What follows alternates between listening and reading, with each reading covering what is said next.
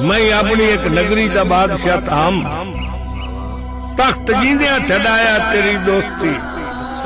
हुक्म बंदिया ते करदा मैं हाकिम रहा, हुक्म हरदा मनाया तेरी दोस्ती।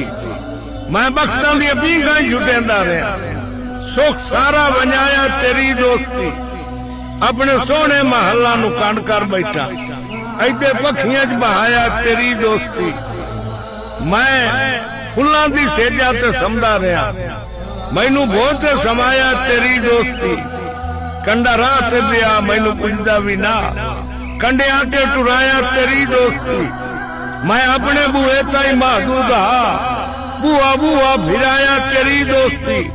तेरे शामिल बराबर में मंगदा रहा, खैर मैं तू मंगाया तेरी दोस्ती।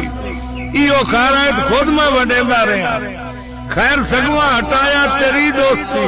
कुत्ते मेरे भी नौकर बलेंदे रहे, कुत्तिया तू वढाया तेरी दोस्ती। अखी पानी रोवन तू तो बोरबा शान, खून अजकर रुआया तेरी दोस्ती। और मैनू जफर जमाने पे एतराज नहीं, मेरा सब कुछ लुटाया तेरी दोस्ती।